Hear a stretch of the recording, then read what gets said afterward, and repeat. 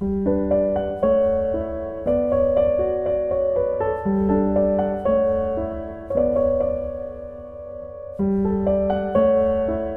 libro, una hora. Dirigido por Antonio Martínez Asensio. Bienvenidos una semana más a Un libro, una hora. Hoy vamos a contarles En mares helados, de Wilkie Collins. William Wilkie Collins nació en Londres en 1824 y murió en 1889, a los 65 años. Fue un novelista, dramaturgo y autor de relatos cortos inglés muy popular en su tiempo. Escribió 27 novelas, más de 60 relatos cortos, al menos 14 obras de teatro y más de 100 obras de no ficción. Es considerado uno de los creadores del género de la novela policíaca a través de una narrativa caracterizada por la atmósfera de misterio y fantasía, el suspense melodramático y el relato minucioso. Sus obras más conocidas son La dama de blanco y La piedra lunar. Jorge Luis Borges dijo de él: es el maestro de la trama, la zozobra y los desenlaces imprevistos. En mares helados es una maravilla, un disfrute de emoción y de tensión de principio a fin. Prepárense para disfrutarla. Vamos allá. El alcalde y todo el municipio de la localidad portuaria están dando un gran baile para celebrar la partida de una expedición al Ártico. Los barcos que componen la expedición son dos, el Wanderer y el Simio. Partirán al día siguiente con la pleamar, en busca del paso del noroeste. Así empieza En mares helados, con un baile esplendoroso, con la banda de música al completo, con todos los oficiales con sus uniformes impecables y las mujeres con sus mejores galas. La atención general en ese momento recae sobre dos damas que participan en la danza. Una de ellas es una belleza morena en plena flor de la vida, la esposa del teniente primero Craiford, del Wanderer. La otra es una joven pálida y delicada, vestida sencillamente de blanco, sin ornamento alguno en la cabeza excepto su bello cabello castaño. Se trata de la señorita Clara Burham, huérfana. Es la mejor amiga de la señora Craiford y durante la ausencia del teniente se alojará en su casa. La señora Craiford y el capitán Helding forman pareja de baile y hablan sobre la señorita Burham. El capitán está muy interesado en Clara. Admira su belleza, pero opina que su comportamiento es extrañamente serio y contenido. La señora Craiford dice que lo que le pasa es un misterio para los mismísimos médicos, y es por culpa de la forma en que ha sido educada, porque lo hizo en las tierras altas de Escocia y sufre de visiones proféticas o premonitorias. De hecho, la señora Craiford la vio hace poco entrar en trance. El médico le ha recomendado un cambio, diversión, pero ella no le hace caso. En 1856, Wilkie Collins, por aquel entonces con 32 años, y Charles Dickens, que ya rondaba los 44, son grandes amigos de perrerías literarias. Fruto de su amistad y de su pasión por el teatro, decidieron escribir a la limón una obra inspirada en la tragedia verídica de dos embarcaciones que desaparecieron en 1845 en el Océano Ártico. La expedición de Sir John Franklin en busca del paso del noroeste, una expedición que terminó en tragedia y en disputas por saber cuál fue el destino final de los hombres a raíz de una cierta evidencia que apunta a un posible canibalismo. Ocurrió que justo cuando el capitán estaba haciendo estas preguntas a la señora Craiford, se encontraban en medio de una de las figuras de la danza que los había acercado a la otra pareja. En ese mismo instante, y para sorpresa de sus amigos y admiradores, la señorita Clara Burham dio un paso equivocado y confundió a toda la cuadrilla. Todos esperaron a que corrigiera el error, pero ella ni tan solo lo intentó. Se quedó lívida, como una muerta, y agarró a su pareja del brazo. El calor, dijo débilmente. Sáqueme de aquí, necesito aire. El teniente Craiford la lleva al invernadero, hasta que aparece la señora Craiford y se queda con ella. Entonces Clara, ante las insistentes preguntas de su amiga, empieza a contarle su secreto. Le cuenta que el capitán, mientras bailaba, le ha dicho que está a punto de llegar a puerto el Atalanta, procedente de África. Y a bordo de ese barco va Richard Bardur. Es el hijo de un amigo de la familia, un hombre extraño, obstinado y apasionado, pero generoso y cariñoso. Empezó a hacerle la corte a Clara, aunque ella hacía todo lo posible por mostrarle que estaba dispuesta a ser como una hermana para él, pero que jamás podría haber nada más entre ellos. Él no lo entendía, o no lo quería entender, hasta que un día, en casa de Clara, pasó algo. Richard debía de haber estado vigilándome. De repente apareció en el jardín. Sin esperar a que lo invitara, entró en el salón. No solo me sorprendió, sino que me asustó un poco, pero logré disimularlo. Le dije: ¿qué ocurre, señor Bardur? Se acercó a mí y me dijo, a su manera rápida y ruda: Clara, me voy a la costa africana. Si sobrevivo, volveré con un ascenso, y ambos sabemos lo que ocurrirá entonces. Me besó. Yo estaba medio asustada y medio enfadada. Antes de poder recobrar la compostura y decir algo, había salido al jardín y desaparecido. Debería haber hablado, lo sé. No fue un acto honesto, ni fui amable con él. Nadie se reprocha tan amargamente como yo mi falta de valentía y franqueza. Clara le escribió diciéndole que se estaba engañando y que nunca podría casarse con él. Pero sospecha que la carta pudo no haberle llegado porque jamás recibió una respuesta. Si es así, Richard Wardour regresa a Inglaterra y reclamará a Clara como su esposa. La señora Crayford le pregunta a Clara si hay algo más, y justo en ese momento nota la presencia de un joven en el invernadero. Es Frank Aldersley y forma parte de la expedición al Ártico, a bordo del Sea Mew. La señora Crayford ve el final no explicado de la historia de Clara. No hay tiempo para hacer más preguntas. La señora Crayford se disculpó con el joven y se llevó a Clara a un lado para susurrarle algo al oído. Primero, mi opinión. No tienes otra opción que darle una explicación al señor Bardur cuando regrese. Segundo, mi consejo. Si quieres hacer que la explicación sea menos dolorosa para ambas partes, cuídate de darla como mujer libre. Puso gran énfasis en las últimas palabras y miró deliberadamente a Francis Aldersley mientras las pronunciaba. Tras la conversación con la señora Crayford, crece la inquietud en el pecho de Clara. Frank se queda con ella en el invernadero y le dice que al día siguiente parten hacia los mares del Ártico y que quizá tarde años en regresar. Le pide que no le deje partir sin esperanza. Es poco más que un muchacho, tan solo tiene 22 años y va a arriesgar su joven vida en los mares helados. Clara se apiada de él, como nunca antes se había apiadado de nadie. Él toma con delicadeza su mano. Ella trata de soltarse, pero él pregunta si le ama.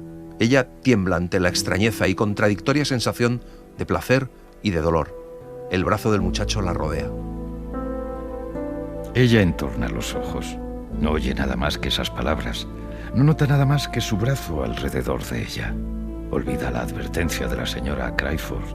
Olvida al mismísimo Richard Bardur. Entonces se gira hacia él y con el desesperado desprecio de una mujer enamorada por todo excepto su amor, Clara oculta la cara en el pecho del joven y por fin responde afirmativamente. Él levanta la hermosa cara y sus labios se encuentran en su primer beso. Clara, como siempre demasiado tarde, se pregunta qué ha hecho y entonces le hace prometer que nadie debe saber que están prometidos hasta que ella se lo permita, hasta que le permita mencionarlo. Y él se lo promete. Entonces ella le pide que vaya a buscar a la señora Crayford y él se va. Es el hombre más feliz en todo el salón de baile. La obra de teatro escrita por Wilkie Collins y Charles Dickens se estrenó el 6 de enero de 1857 en Tavistock House, el teatro más pequeño del mundo. El éxito fue arrollador, sin duda apoyado por el hecho de que los propios Collins y Dickens asumieron los papeles protagonistas con relevantes elogios de la crítica más exigente. Años más tarde, en 1874, Collins, de gira por Estados Unidos, sorprendió a sus seguidores de Boston con una lectura de la versión novelada de En mares helados. En vista del interés suscitado, decidió ampliar el relato y ofrecerlo, junto con otras dos historias, en un volumen. No le fue fácil encontrar a la señora Crayford entre la multitud. Mientras buscaba por aquí y por allá, Frank notó a su lado la presencia de un extraño que también parecía estar buscando a alguien. Se trataba de un hombre moreno, de cejas muy pobladas y cuerpo sólido. Vestía un viejo y gastado uniforme de oficial de la Marina. Su conducta, la seguridad en sí mismo y la reserva llamaban la atención. Era indiscutiblemente la conducta de un caballero. Se abrió paso lentamente a través de la muchedumbre, parándose a mirar a cada dama que pasaba por su lado y luego apartando la mirada con el ceño fruncido. Poco a poco se fue acercando al invernadero. Entra y ve el brillo de un vestido blanco a lo lejos. Avanza para poder ver más de cerca a la dama y aparece de repente ante Clara, con un grito de alegría. Ella se levanta de un salto, se queda de pie ante él sin hablar, sin moverse, convertida en piedra. Richard Bardur es el primero en hablar. Siento haberla asustado, querida. He olvidado todo excepto la felicidad de verla de nuevo. Hemos atracado hace apenas 2 horas. Me he demorado porque he ido a preguntar por usted y luego cuando me dijeron que estaba usted en el baile a solicitar mi permiso. Felicíteme, Clara. He sido ascendido. He regresado para convertirla en mi esposa. Clara le pregunta si recibió su carta y él dice que no. Entonces Clara se aparta de él y se deja caer en una silla. Él avanza hacia ella, sorprendido y alarmado, y ella se encoge en el asiento, se encoge como si estuviera asustada. Él le dice que ni siquiera le ha dado la mano. Como ella no responde, un asomo de cólera aparece en los ojos de Richard. Y entonces Clara le dice que ha estado equivocado desde el principio, que se ha formado una idea equivocada y que nunca le ha dado la oportunidad de corregirle. Le dice que se ha comportado de manera precipitada y demasiado confiada, que la ha malinterpretado. Bardur se inclinó por encima de ella y de repente tomó posesión de su mano. La cogió con firmeza y se inclinó un poco más. Buscaba en su cara señales que pudieran darle una respuesta. Mientras la miraba, su propia cara se ensombreció. Empezaba a sospechar de ella, y en sus siguientes palabras lo admitió. Algo la ha cambiado respecto a mí, Clara. Alguien ha ejercido influencia en contra de mí. Se trata... Me está forzando a pronunciarlo. ¿Se trata de otro hombre? Clara le dice que no tiene ningún derecho a preguntarle eso, pero ve en los ojos de Richard un brillo que le advierte de un fuego interior que crece cada vez con más fuerza. Le aprieta la mano, de hecho. Richard le pregunta abiertamente si le ha engañado. La pregunta ofende a Clara, que le responde que nunca le dio esperanzas, que jamás le prometió nada y que si se ha prometido a otro hombre, él no tiene ningún derecho a quejarse ni a controlar sus actos. De repente él le suelta la mano. En la expresión de sus ojos aparece un cambio notable. Poco a poco, el aire sombrío de su cara desapareció. Su voz grave bajó a un tono más tranquilo, mientras pronunciaba las palabras de despedida. No diga nada más, señorita Burham. Ha dicho suficiente. Me ha respondido. He sido descartado. Hizo una pausa, se acercó a ella y le puso su mano sobre el hombro. Llegará un día, dijo, en que pueda perdonarla. Pero el hombre que me la ha arrebatado lamentará el día en que usted y él se conocieron. La mañana del día siguiente, la mañana de la partida de los navíos, hace un sol radiante. La señora Crawford va a acompañar a su esposo al muelle para verle embarcar. Entra en la habitación de Clara para ver cómo ha pasado la noche después de que la encontraran desmayada en el invernadero, pero se la encuentra vestida, lista para salir. Clara dice que toda la noche le ha perseguido el presentimiento de que Frank y Richard van a encontrarse. Cuando llegan al muelle, Clara busca a Frank, temiendo ver a Richard también. Pero por fin ve a Frank, le pregunta si alguien le ha incomodado o seguido, y Frank le dice que no. Finalmente se despiden y Frank embarca en el bote. Todo parece tranquilo, hasta que Clara escucha una conversación en la que 2 oficiales comentan que están esperando a un nuevo voluntario. Un hombre que merece participar en la expedición es un hombre por el que vale la pena esperar. Este hombre es muy valioso. Vale su peso en oro en una expedición como la nuestra. Veterano de todo tipo de climas y fatigas. Un hombre fuerte, valiente e inteligente. Se presentó en mi hotel y me dijo lo que quería. Pero, amigo mío, acaba usted de regresar, le dije. ¿Ya se ha cansado de su libertad a las pocas horas de disfrutarla? Su respuesta me sobresaltó. Dijo, estoy cansado de mi vida, señor. He llegado a mi hogar y solo he hallado aflicción. Tanta que casi me parte el corazón. Si no me refugio en la ausencia y el trabajo duro, estaré perdido. ¿Me dará usted refugio? Clara está temblando de pies a cabeza y le cuenta a la señora Crawford la conversación que ha escuchado entre el capitán Helding y su esposo. Está convencida de que el voluntario es Richard Bardur. La señora Crawford no se lo cree, pero Clara está convencida de que su premonición se ha hecho realidad y que ambos hombres van a partir juntos hacia los hielos y nieves eternas. La señora Crawford va a preguntarle a su marido el nombre del voluntario y este le dice que es el último de la lista. La señora Crawford arranca la lista de la mano de su esposo y lee el nombre: Richard Bardur. El relato, que no olvida su estructura teatral, como bien apunta Jorge Ordaz, está dividido en 28 capítulos, repartidos en 5 escenas. Así reconocemos una pequeña introducción en el inicio de cada una de ellas para situar al lector la base de los numerosos diálogos escritos para ser recitados y la metódica exposición de los hechos que llevan, como no, tratándose de uno de los maestros pioneros del suspense, a un final inesperado.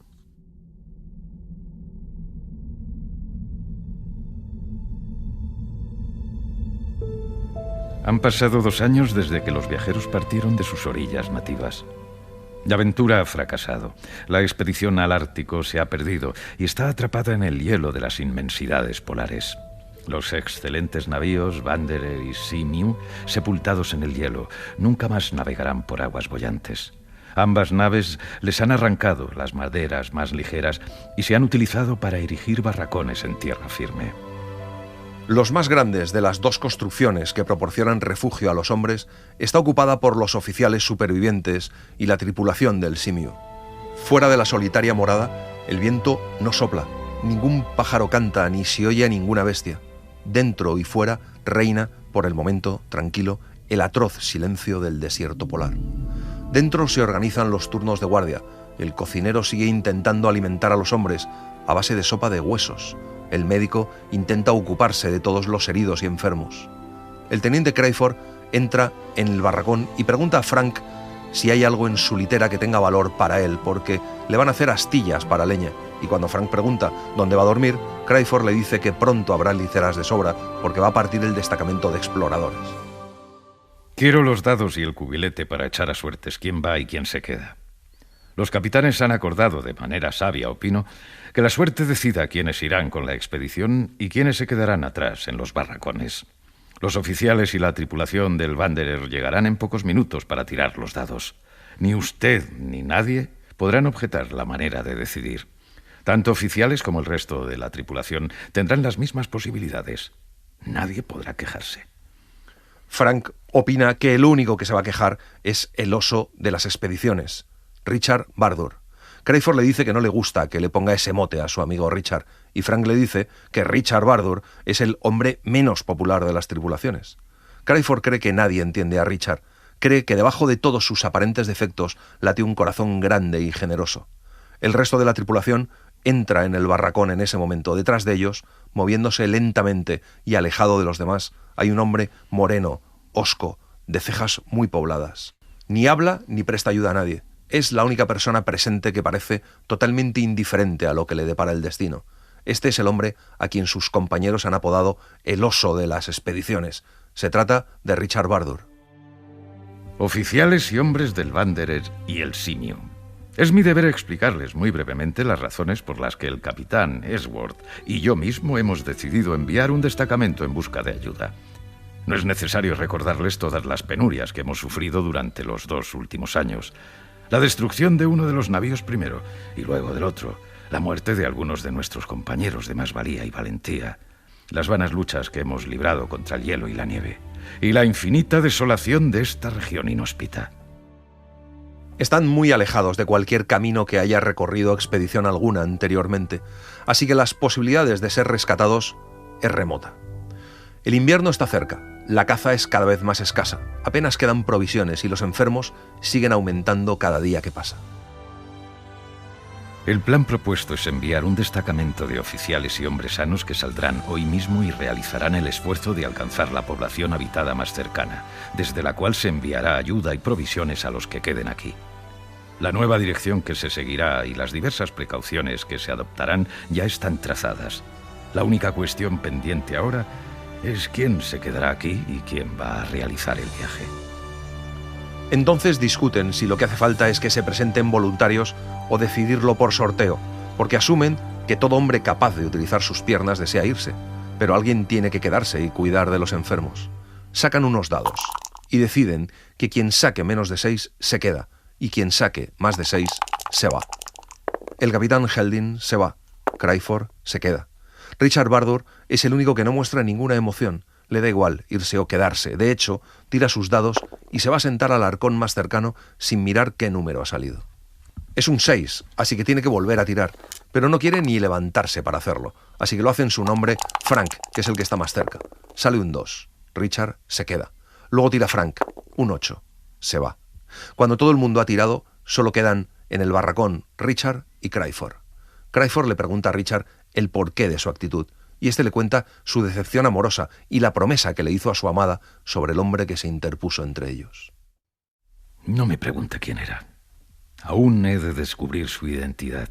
La traición se guardó en secreto. Nadie me pudo decir dónde encontrarlo. Nadie me pudo decir quién era. ¿Qué importaba?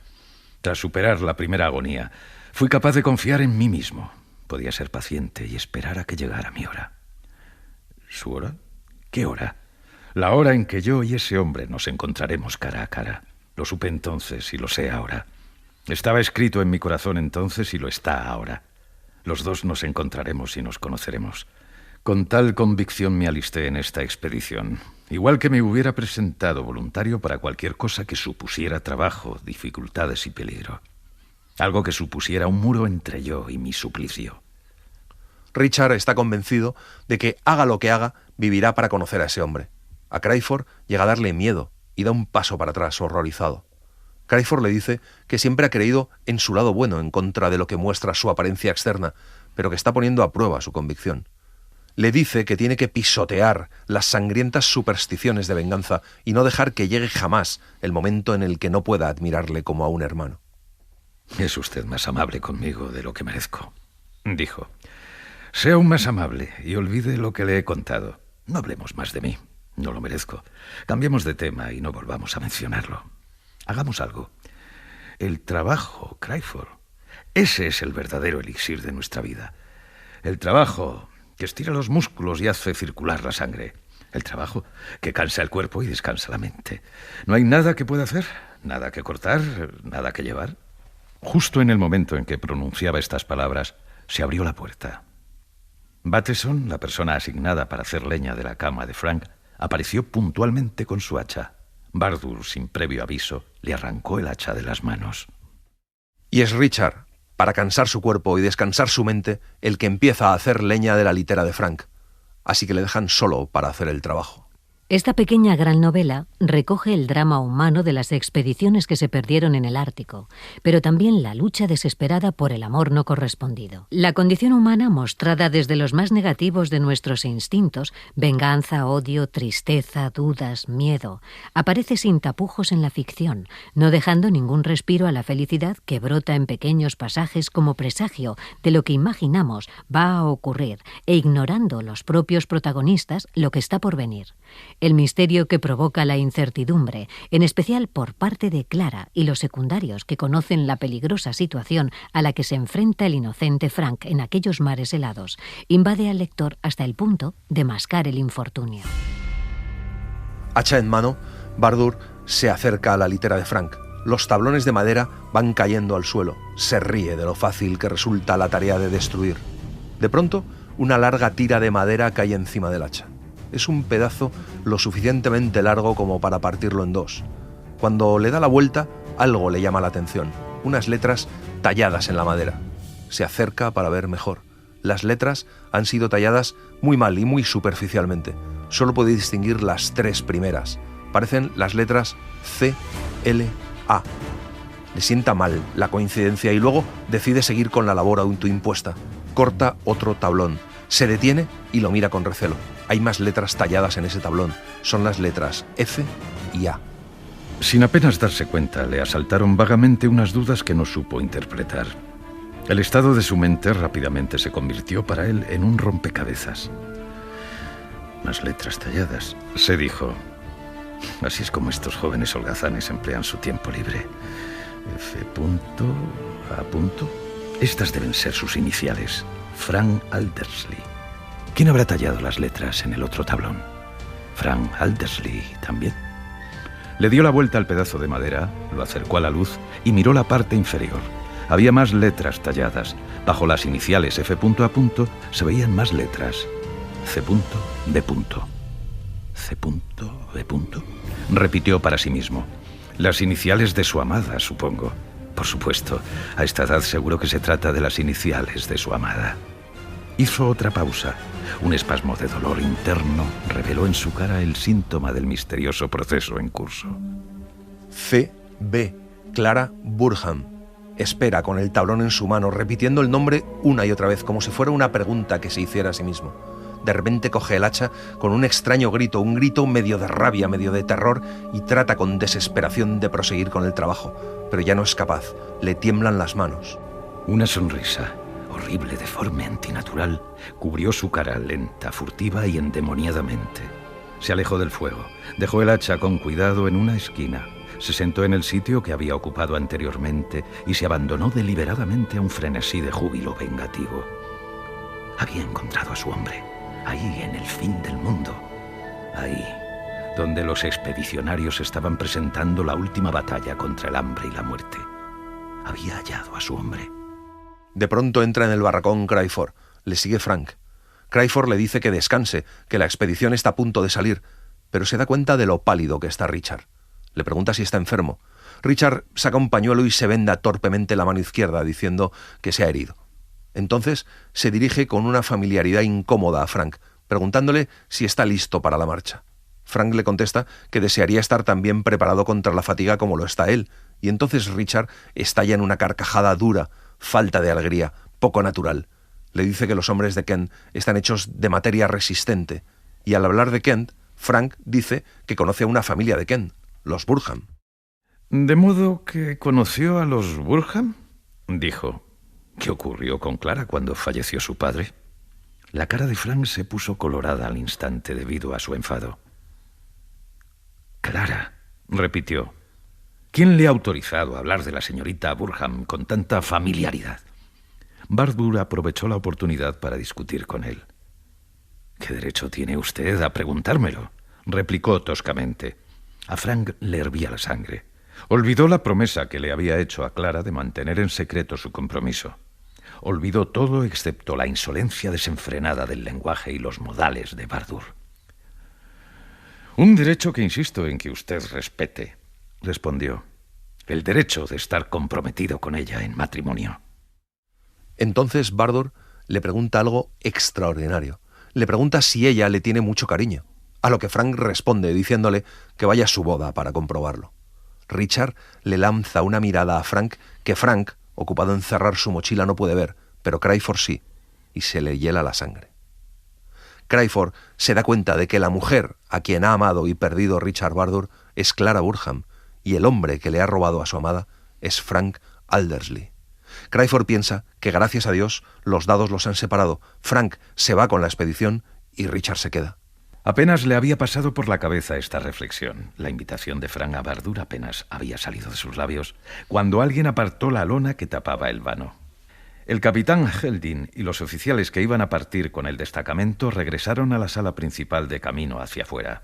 Al ver a Crawford, el capitán Helding se detuvo a hablar con él. «He de informarle de una baja», dijo el capitán, «que reduce el número de personas de nuestro destacamento. Mi teniente segundo, quien iba a unirse a la expedición, ha sufrido una caída en el hielo. A juzgar por lo que me dice el intendente, me temo que el pobre hombre se ha roto la pierna». «Yo le sustituiré», dijo una voz procedente del otro lado del barracón. Todos se dieron la vuelta. El hombre que acababa de hablar era Richard Bardur. Crawford intenta impedirlo, pero no tiene argumentos. En realidad, nadie entiende por qué quiere impedir marchar al hombre más preparado de todos. Y como no lo consigue, intenta convencer a Frank para que se quede. Pero fracasa en ambos casos. Todos salen, se preparan y la expedición empieza a moverse. Crawford corre hacia Frank y le da un último consejo. Le dice que mientras pueda tenerse en pie, no se separe del grupo. Richard Bardur, que está esperando hasta el último instante, se detiene, retrocede y responde a Crawford: mientras pueda tenerse en pie, él estará conmigo. El sol del Ártico asciende debilitado por el cielo gris. Los fríos rayos de la luna del norte, confundiéndose extrañamente con la luz del amanecer, visten la planicie nevada en tonos gris pálido. Un banco de hielo en el horizonte lejano se mueve lentamente hacia el sur bajo la luz espectral. Más cerca, una corriente de aguas abiertas hace que sus olas negras sobrepasen con lentitud los bordes de hielo. Más cerca aún, empujado por la corriente, un iceberg eleva sus riscos y cúspides hacia el cielo. En medio de la ladera del iceberg hay un bote. Detrás del bote, en una caverna con un fuego encendido, hay dos hombres. Uno está sentado y apoya la espalda contra la pared de la caverna. El otro yace postrado, con la cabeza sobre la pierna de su compañero. El primero está despierto, pensando. El segundo está con la cara pálida vuelta hacia el cielo, o bien durmiendo o bien muerto. Hace muchos días que estos dos hombres se han quedado rezagados. Hace muchos días que sus cansados compañeros de expedición los dan por condenados y muertos. El que está sentado es Richard. El que yace durmiendo o muerto es Frank. Richard Bardur se despierta de sus ensoñaciones y mira la cara inerte y blanca. Luego pone la mano sobre el corazón de Frank. Sigue latiendo débilmente. Si le doy su ración de comida y leña almacenada en el bote, quizás sobreviva. Si le abandono donde está, su muerte será cuestión de horas, quizás minutos. ¿Quién sabe? Richard levanta la cabeza de Frank y la apoya contra la pared de la caverna. Se dirige al bote y regresa con un poco de leña. Se agacha para colocar la leña en el fuego, pero entonces escucha a Frank hablar en sueños. Está diciendo un nombre. Richard se levanta y se lleva la leña de vuelta al bote. Puede echar el bote al agua sin ayuda, puede llevarse la leña y la comida. En el suelo yace el hombre que le ha robado a Clara. Minuto a minuto, el fuego se va extinguiendo. Richard espera y piensa. Un acontecimiento decisivo en la carrera literaria de Collins tuvo lugar en marzo de 1851, cuando conoció a Charles Dickens por mediación de un amigo común.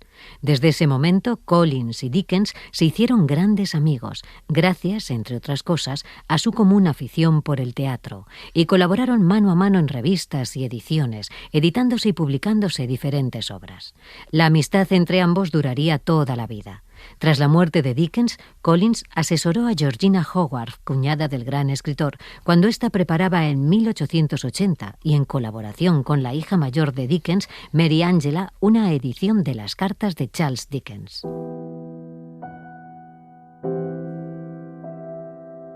Ha llegado la primavera. La brisa de las noches de abril se limita a levantar las hojas de las flores dormidas. La luna reina en una noche sin nubes ni estrellas. El silencio de medianoche se extiende por tierra y mar. En una casa de campo en la costa oeste de la isla de Wight, las puertas acristaladas que llevan del salón al jardín siguen abiertas. Una lámpara sigue encendida en la mesa. Una mujer está sentada junto a la lámpara, leyendo. De vez en cuando mira al jardín y ve la figura vestida de blanco de una joven caminando de un lado a otro, a la luz de la luna que brilla sobre el césped. Clara parece agotada y envejecida. La señora Crawford sigue siendo la bella señora Crawford.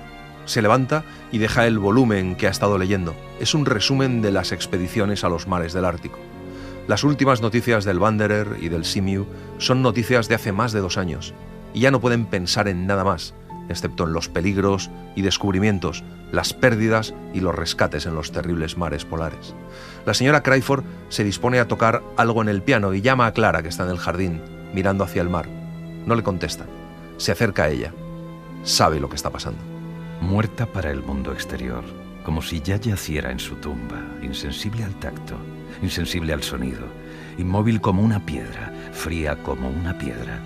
Clara sigue de pie en el césped iluminado por la luna de cara al mar. La señora Crawford espera a su lado, espera pacientemente el cambio que sabe que tendrá lugar. Catalepsia, lo llaman unos, otros histeria.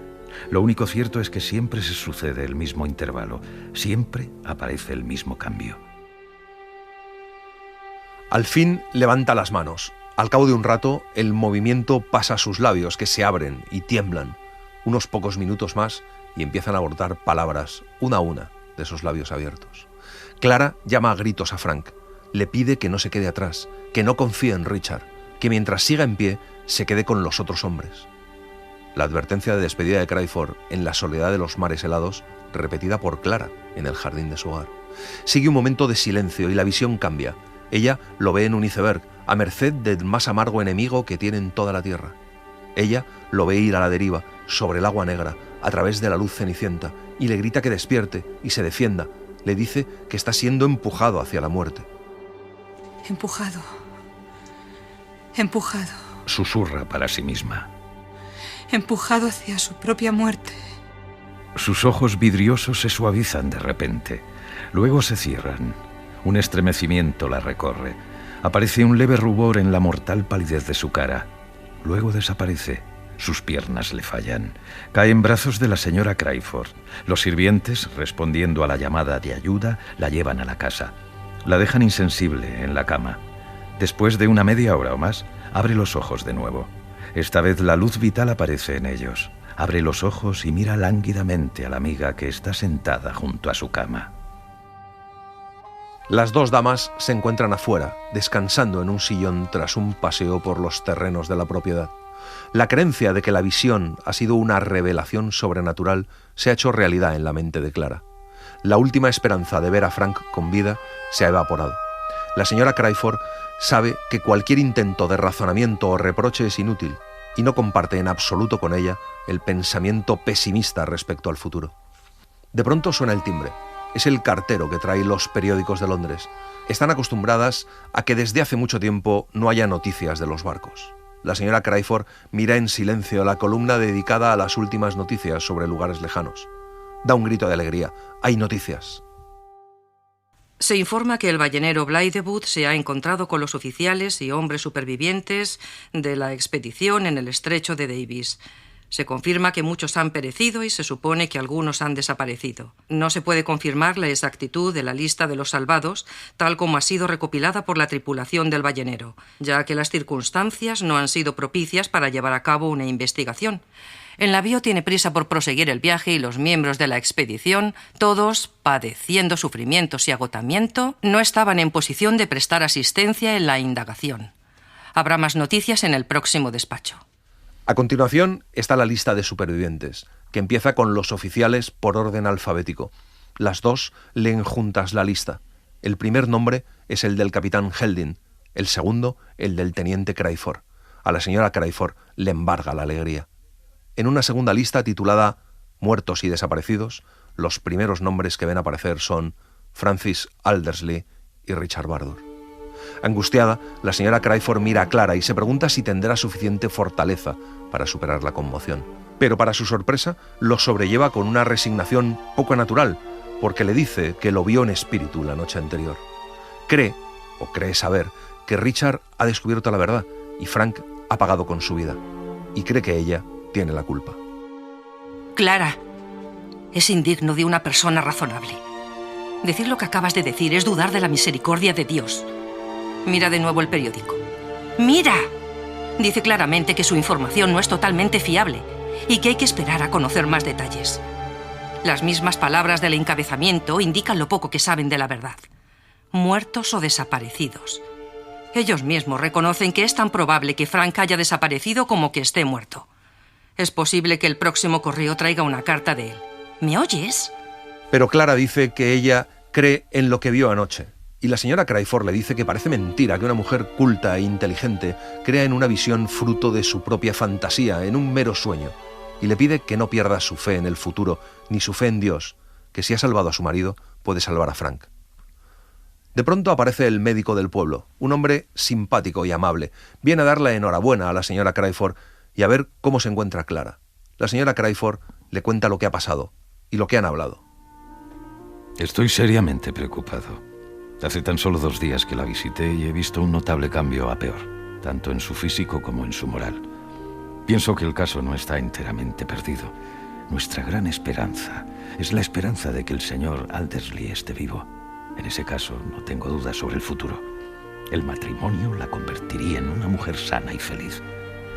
Pero tal como están las cosas, admito que está totalmente convencida de la muerte del señor Aldersley y de que la suya propia le sobrevendrá en breve.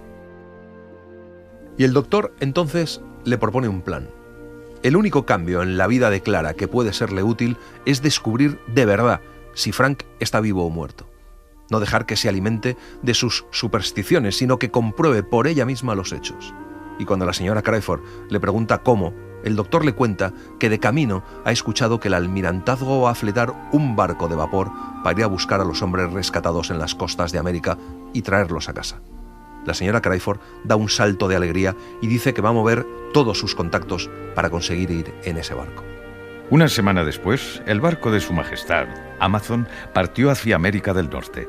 A ciertas personas privilegiadas, especialmente interesadas en los expedicionarios al Ártico, se les permitió ocupar los camarotes de lujo vacíos. La lista de invitados al barco incluía los nombres de 2 damas, la señora Craiford y la señorita Burham. El barco de vapor inglés está anclado en el fondeadero, en Terranova. El encuentro se ha realizado con éxito en las costas de América del Norte hace 3 días, pero el regreso a casa ha sido retrasado por una tormenta que ha desviado el barco de su curso. Al tercer día, aprovechando el primer día de calma, el capitán del Amazon ha anclado cerca de la costa de Terranova y ha mandado a tierra a unos tripulantes para recoger provisiones de agua antes de continuar hacia Inglaterra. Los cansados pasajeros han ido a tierra durante unas horas para recuperarse un poco de las incomodidades de la tempestad. Wilkie Collins era el galeote encadenado a su propia proliferación narrativa. De ahí que comenzase desde muy pronto a consumir opio, por eso y por dolencias insufribles, como alivio de su pobre cabeza estrujada y sobreexplotada. Sus excesos con la droga fueron tales que terminó por sufrir alucinaciones, la más frecuente de las cuales parecía ser una réplica de sí mismo en la figura de un fantasma. Collins era muy conocido en su tiempo. Había dado a la imprenta La Dama de Blanco y La Piedra Lunar justo al inicio de su carrera, 2 folletines exquisitos que además introducían en el mundo y para siempre la novela policíaca extensa.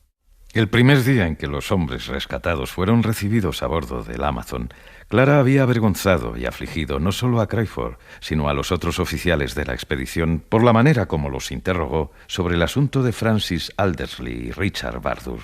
No mostró señales de consternación o desesperación cuando supo que no había habido noticias de los 2 desaparecidos. Incluso había sonreído tristemente cuando Craiford, por compasión hacia ella, declaró que él y sus compañeros no habían perdido la esperanza de volver a ver a Frank y Bardur. Clara quiere hablar con Craiford de los hombres perdidos y preguntar sobre ellos, y aunque Craiford no quiere tener esa conversación, sobre todo porque no quiere contarle la verdad, no puede evitarla. Clara le pide que se lo cuente todo. La resignación de la voz de Clara, la triste súplica en su mirada, trastocan la serenidad de Craiford desde el principio, pero responde evasivamente.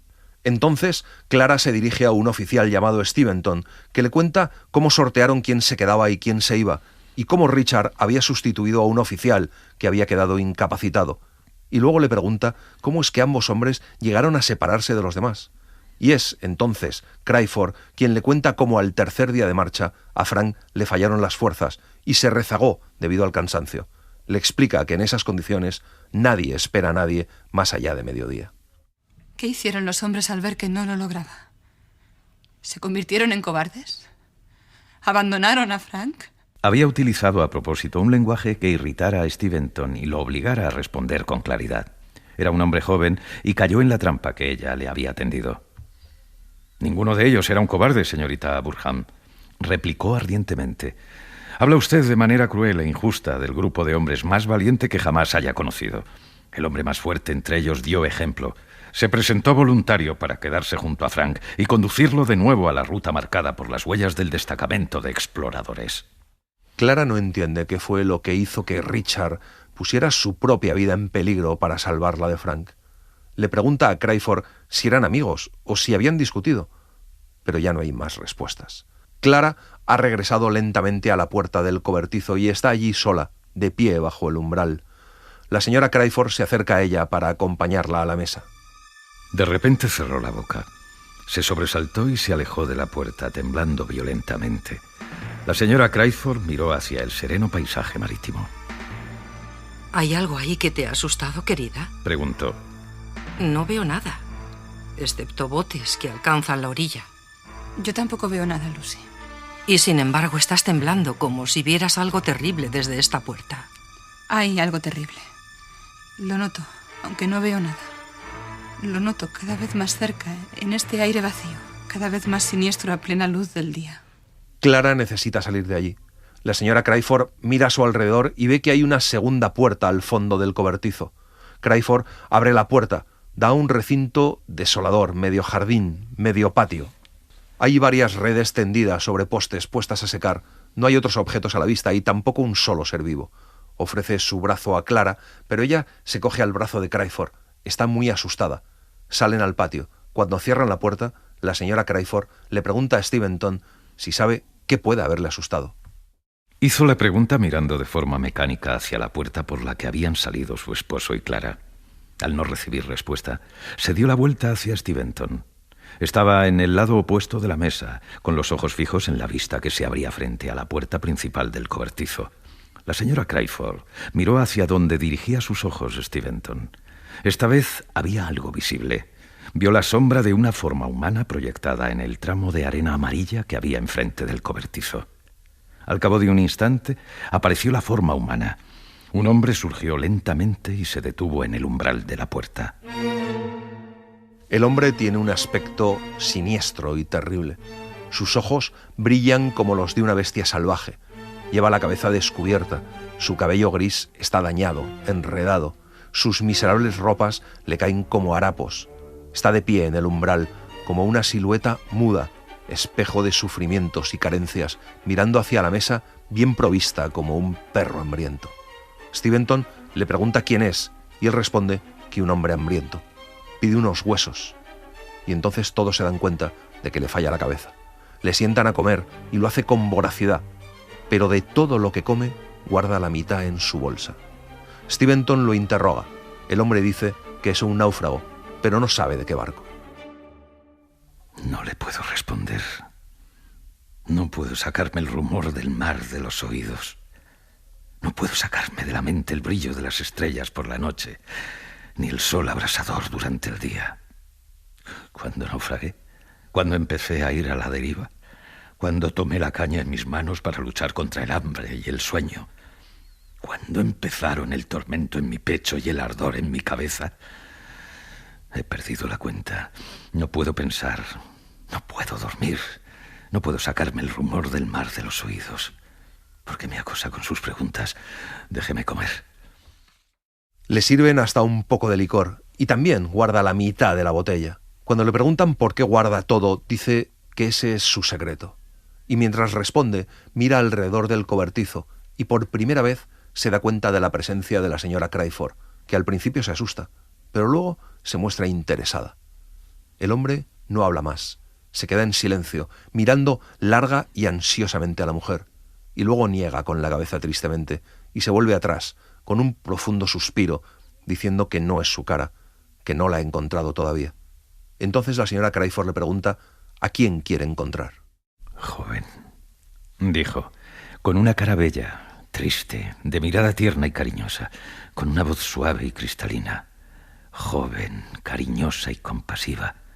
Tengo su cara metida en la cabeza, aunque soy incapaz de retener nada más. Debo caminar, caminar y caminar sin descanso, sin dormir, sin hogar, hasta que la encuentre. Sobre el hielo y sobre la nieve, sorteando los mares o recorriendo la tierra. Despierto de noche, despierto de día, debo caminar, caminar y caminar hasta que la encuentre. Hizo un gesto con la mano a modo de saludo y se volvió para salir. En ese mismo instante, Crawford abre la puerta del patio y le pide a su mujer que vaya a ver a Clara. El náufrago, al oír otra voz en la habitación, mira lentamente por encima del hombro. Impresionado por su aspecto, Crawford se acerca al desdichado. De repente, salta encima de él, lo coge por el cuello y grita su nombre. Es Richard Bardur. Crawford le dice que tiene que responder por Frank. Le pregunta repetidamente dónde está. Entonces aparece Clara por la puerta del patio y entra corriendo en la habitación al oír el nombre de Richard y el nombre de Frank.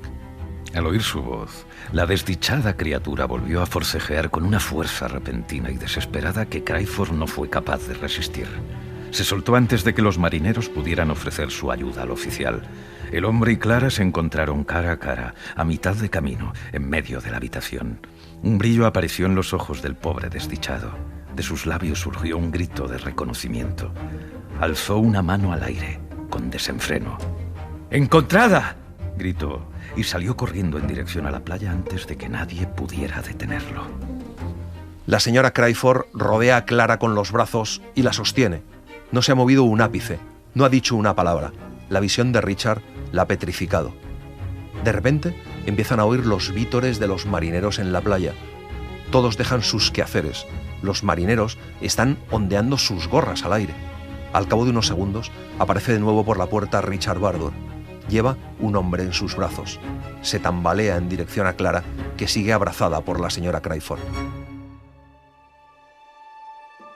«¡Salvado, Clara!», gritó. «¡Salvado por ti!». Soltó al hombre y lo puso en brazos de Clara. Frank, con los pies destrozados y agotado, pero vivo, estaba salvado. Lo había salvado por ella. ¿Ves, Clara?, reclamó la señora Crawford. ¿Quién tiene ahora razón? ¿Yo que creía en la misericordia de Dios o tú que creías en un sueño? Nunca llegó a responder. Se aferró a Frank, muda y extasiada. Ni siquiera miró al hombre que lo había salvado para poder absorber la alegría primera de ver a Frank vivo. Paso a paso, despacio, despacio, Richard Bardur se fue retirando y los dejó solos. Richard dice que al fin puede descansar y dormir. Ha cumplido su deber, se ha acabado su lucha. Cae al suelo. Le recoge Crawford. El interés de todos se centra en los dos amantes, olvidando al hombre martirizado que lo ha salvado y que está muriendo en brazos de Crawford. No dejé que Frank jamás lo sepa. Hubo un tiempo en que mi demonio interior ansiaba su muerte. Tenía controlado el bote. Oí la voz del maligno que me decía: «Suelta amarras y déjalo morir». Esperé con mis manos en el bote y los ojos fijos en el lugar donde dormía. «Déjalo, déjalo», me susurraba la voz. «Ámalo», respondía la voz del muchacho con los quejidos y murmullos que pronunciaba dormido. «Ámalo, Clara, por haberme ayudado». Oí como el viento de la mañana empezaba a levantarse sobre los mares helados. Lejos y cerca oí el quejido del hielo que se alejaba flotando. Flotando y flotando hasta las aguas transparentes y los climas templados. Su voz se va apagando y la cabeza cae sobre el pecho de Crawford. Frank lo ve, se pone de pie sobre sus pies sangrientos y se acerca a Richard. Le pide a Clara que vaya con él. El fin está cerca. Los hombres se descubren. «Traigan algo para darle fuerzas, por Dios». No estaría aquí si no fuera por él. Él me ha dado toda su fortaleza y ahora vean lo fuerte que estoy y lo débil que está él. Clara, me apoyé en su hombro caminando por nieve y hielo. Él me cuidó cuando yacía sin sentido en el bote. Su mano me arrastró fuera de las olas cuando naufragamos. «Háblale, Clara, háblale». Su voz le falló y dejó caer la cabeza sobre el pecho de Bardur. Ella habla todo lo bien que le permiten las lágrimas, y al oír su adorada voz, el hombre se reanima, levanta la mirada hacia ella mientras Clara se arrodilla junto a él. Le dice que nunca podrá olvidarla, que ha salvado a Frank por ella. Le pide que le recuerde con cariño por el bien de Frank. La llama hermana y le pide que le bese antes de morir. Clara se inclina y le besa en la frente. En los labios del hombre aparece temblorosa una leve sonrisa. Y luego muere.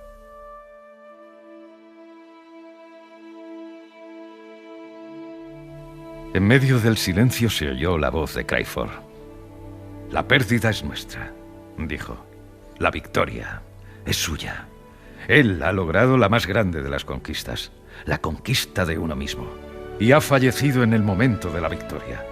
Todos los aquí presentes vivirán siempre envidiando su gloriosa muerte». Se oyó la detonación de un cañón procedente del barco anclado en la distancia que señalaba el regreso a Inglaterra, el regreso a casa.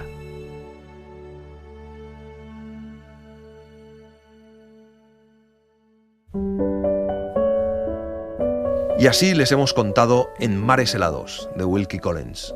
Hemos seguido la magnífica edición de Navona, con traducción de Rebecca Bouvier. La semana que viene nos volvemos a encontrar con La tía Tula, de Miguel de Unamuno. Gracias por estar ahí y gracias por leer.